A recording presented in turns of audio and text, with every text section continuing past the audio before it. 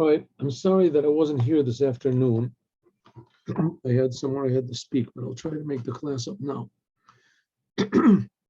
We're continuing in the first Torah reading in this book of Numbers, and it's also called Numbers. And it talks about how Moses counted all of the Jewish people for the third time. They counted them once when they left Egypt. They counted them again after the sin of the golden calf, and now he's counting it a third time, like 1 month after the tabernacle was open in the desert. And this time, he counts also how many people are in each individual tribe. More exactly, how many males there are, and even more exactly, how many males from the age of 20 years and up are in each one of the 12 tribes.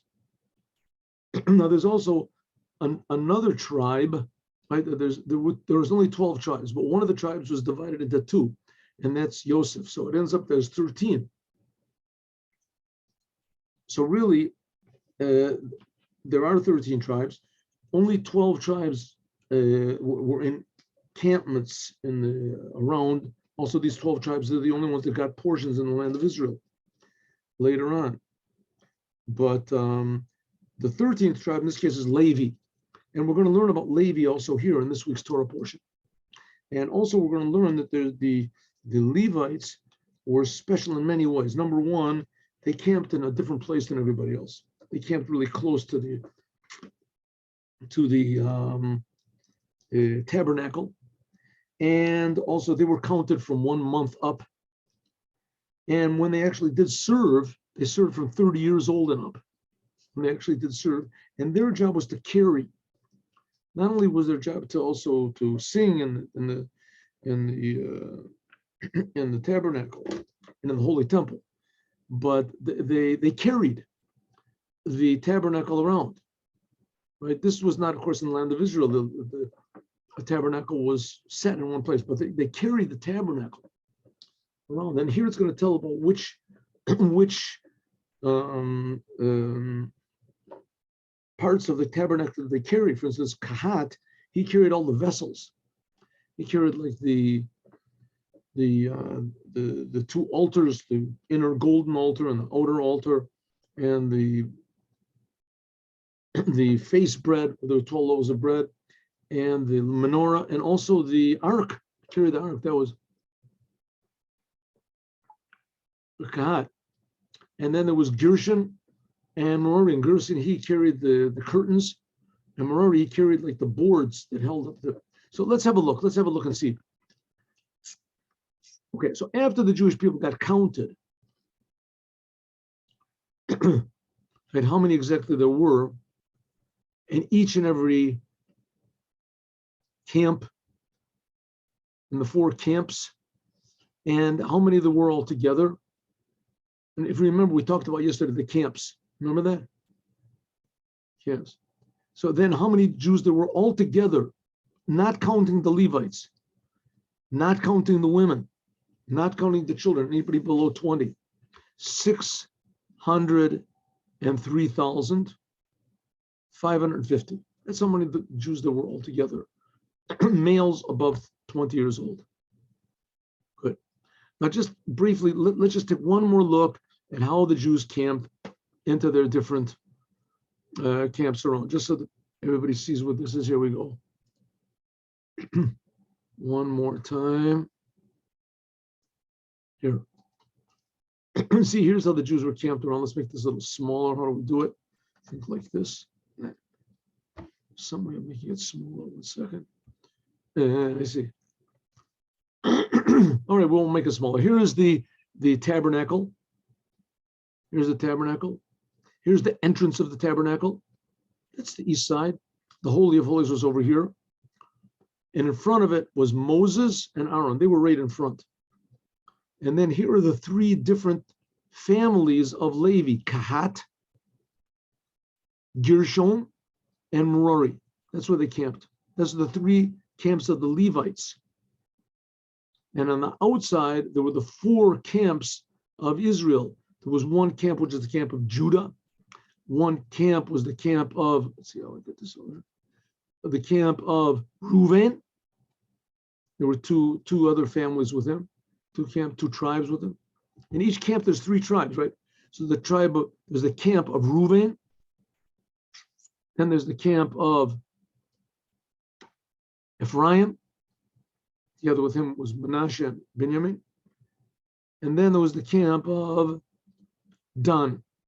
So the 4 encampments, one was called Dan, one was called Yehuda, one was called Reuven, and one was called Ephraim. And each one of them had 2 other tribes with them. So, okay, you just sort of get the idea of how they were camped. This is when they were not moving. When they were moving, there was a different order in how everybody walked, and there's different opinions of what it was. But at least now you have an idea what we're talking about. And this is what Moses counted. Moses and Aaron, they counted. Okay, let's go back to our original topic over here.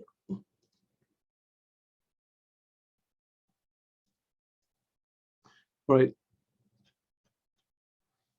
So now we're starting. Now we're going to start to count Aaron, the Levites, and the Kohanim. So the Kohanim, there weren't too many. I mean, there was only Aaron and his 2 sons. That's all there was. He had 4 sons, but 2 of them died. Remember, none of them of you. So this is the generations of Aaron and Moses on the day that God spoke to Moses and on Mount Sinai. What does it mean? It says, Rashi, let's look at Rashi. He doesn't mention only the sons of Aaron. Afterwards, Moses had 2 sons also, Gershon and Eliezer. 2 sons, but it doesn't mention them.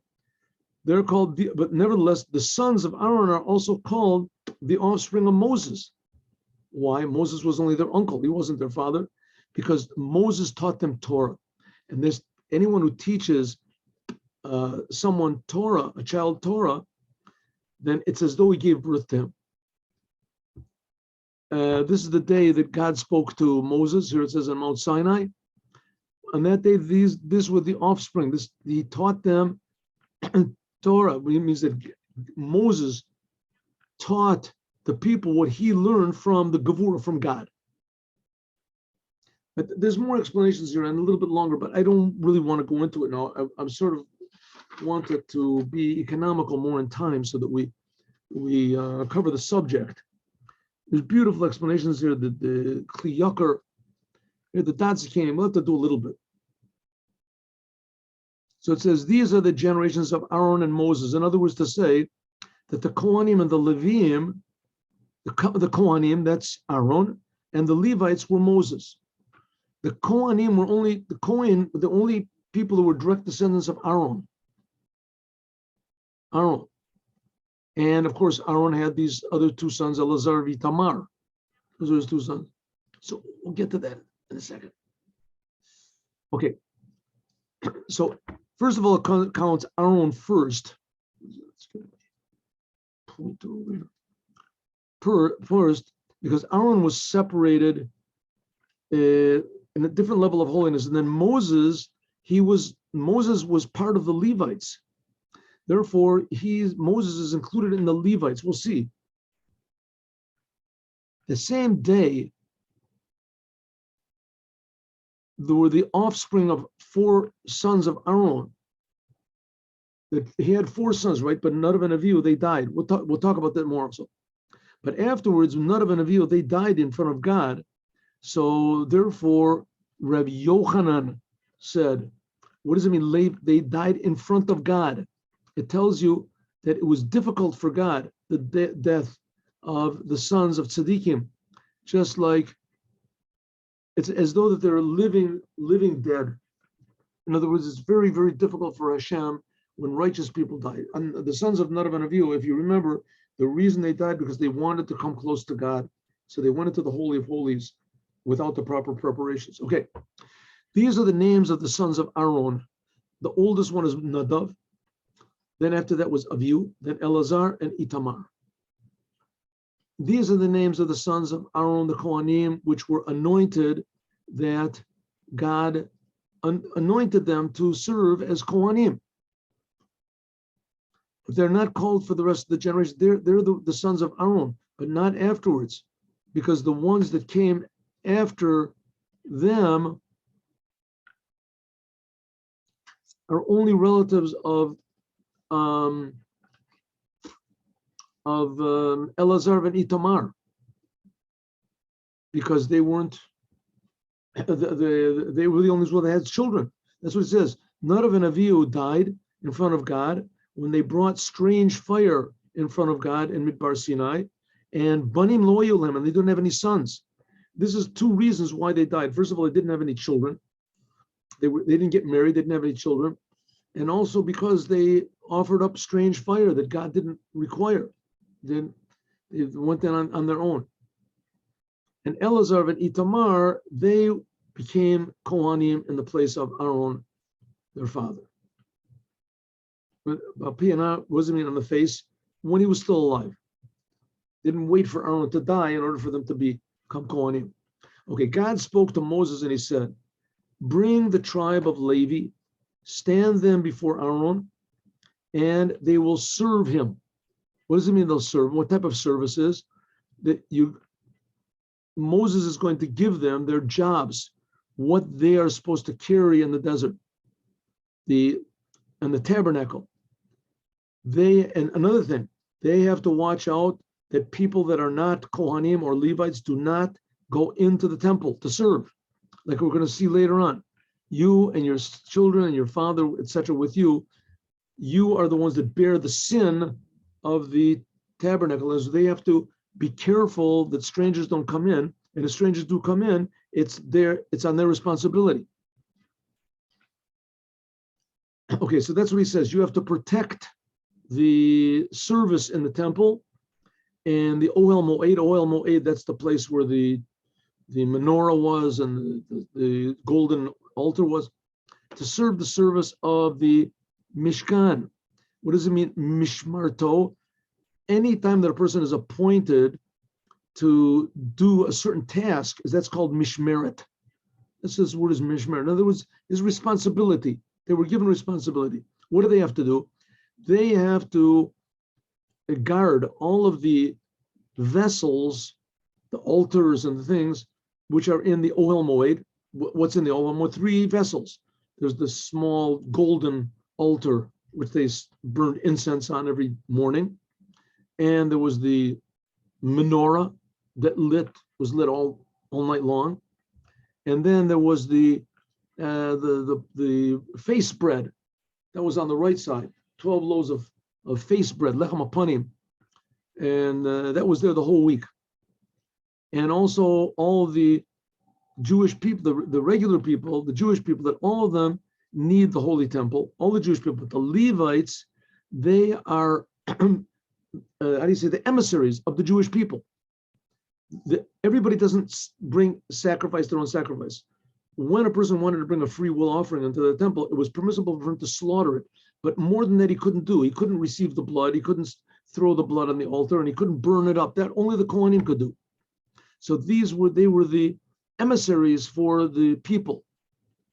They were put the Aaron and his children. They will be devoted to all of the Jewish people. What does it mean? To help. That's their job. Is they're there to help the Jewish people, to be the representatives of the Jewish people.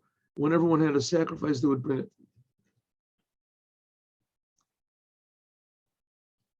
That's the Levites. And also the Kohanim, anyone who is not a Kohen, Azar, if he comes, the punishment is death from heaven. That's what it says. That was their job, that they received the blood. They received the blood. They throw the blood on the altar. They burn up the pieces on the altar, and all this is all given to the Kohanim. The Levites didn't do that. All right, here we got an interesting thing. The Levites are now officially going to take the place of the firstborn. When the Jews got out of Egypt, as God said that the firstborn Jews, they would serve. They would be the ones that would serve in the temple. And this was like a thanks to God, because God saved them. He killed all the firstborn of the Egyptians, and he let the firstborn Okay, but when there was the sin of the golden calf, so the firstborn participated in the sin and the Levites did not.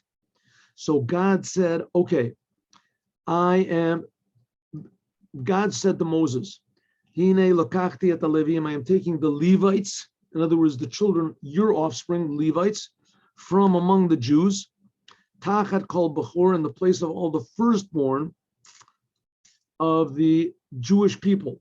And now the Levites are going to be to me. Let's see, Rashi says, why do the Levites merit to serve in the temple? It used to be the firstborn. It says the Jewish people they will pay them, the Levites, that they should do my service. By means of what? How do they pay them? Because the firstborn, when they were the firstborn, Zechiti bahem balakachtim tamuratam. The firstborn were the ones that were holy, and now I'm taking the Levites in their place. Because it used to be that the firstborn, they were the ones that were supposed to serve in the temple, but when they sinned with the egel, with the golden calf, as the Levites did not worship the golden calf, they didn't do it. So therefore, God said, people who serve the golden calf, they did idolatry. They can't serve in the holy temple. So that's it. Because all the firstborn, they did belong to me when I smote all the firstborn of the Egyptians. So I smote the firstborn of the Egyptians, and I took the firstborn of the Jews to me. They were mine, says God. They were. But now, since they sinned, is not. Kli Yakar has a beautiful explanation over here of what's going on, but we can't go into it now. Okay, God spoke to Moses in Midbar Sinai, and he said like this. We'll just do a little. Command the sons of Levi to their families, every male from 1 month old and up, they should be appointed. What's 1 month? Where did they get this 1 month? It says a child, when he's 1 month old, he's considered to be a viable child. He's gone out of the danger of being a stillborn child. So therefore, this comes to teach you that really the tribe of Levi, they were holy from the stomach, from the womb. That the ones that were born to Levi in Egypt, and as soon as they came into Egypt, they were born among the 70 souls that went in. If you look and you see how they were, so these were the tribe of Levi. They were already holy. They were just waiting. So as soon as the child lived for a month, so then retroactively the holiness that he had would take place. Okay, so here we go. These are the sons of Levi: Gershon, Kahat, Umrari. Remember, that's what I just showed you. These are the sons of Gershon, Livni, and Shimi. Kahat, his children were Amram. We're talking about when they left Egypt, right? The children of Levi was one of the 12 tribes. He had sons, Gershon, Kahat, Umrari. Right? This is when they're still in Egypt. They're still in Egypt. When they left Egypt, so these were the sons of Levi, etc., that they left Egypt. There was in Egypt, there was the sons of Kahat, Amram, Yitzhar, Hebron, and Uziel. That's Levi. From Amram is going to come Moses, of course. Moshe ben Amram. Merari, they had Machli, Mushi. These are the sons of Levi, Beit Avotan. And like I showed you before, I don't know if you'll see this, but in any case, I'll show it anyway. I don't think this works if I show it to you like this. You know what? Let's just do it the right way here.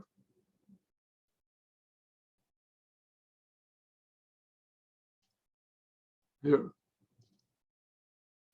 Again, Gershon, Kehat, and Merari. Those are the three sons. These are the three tribes there of Levi.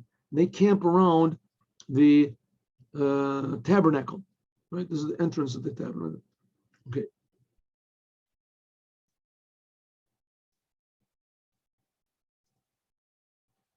B'nai Merari. Okay. So you count them from 1 month and up, etc. It says the family of Gershon, right? Where do they camp? Achareya Mishkan Yachanu Yoma. They camp on the west side of the altar. The west side. The west side, that's the far side. Far side, that's closer to the Holy of Holies, the west side. The Nasi, the head of Gershon is Eliasaph La'il. What is the family of Gershon? What are they supposed to guard over? And then end up they'll carry this is what they carry in the desert. They carry the tent, the coverings over the tent, and the coverings and over the tabernacle. And that's the main thing that they cover. They carry the drapes, the covers, and the covers that are between the holy and the holy of holies, and etc. We'll see what they do. That was who? Gershon. Now what about Kahat? The family of Kahat, where do they camp? This is, his sons were Amrami, Yitzhari, and Chevroni, and Uzieli. These are Kahat. From 1 month up, how many were there? From 1 month up, the males were 8,600. What are they supposed to? They camp on the Yerech HaMishpat Temana. They camp on the southern side. That, if you're looking from where we're looking, that's on the left side. The south, that's on the left side. If you're standing in front of the entrance, so the south, that's on the left side. That's where Kehat camped, was on the left side. But what are they supposed to carry? What do they carry? They carry the table, the ark, where the holy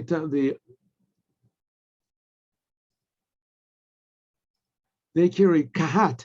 They carry the ark, the tables where the bread was, the candelabra, the 2 altars, and all of the accoutrements, all the other vessels that were rakes and things like that that they used over there. That's what the Kahat has to.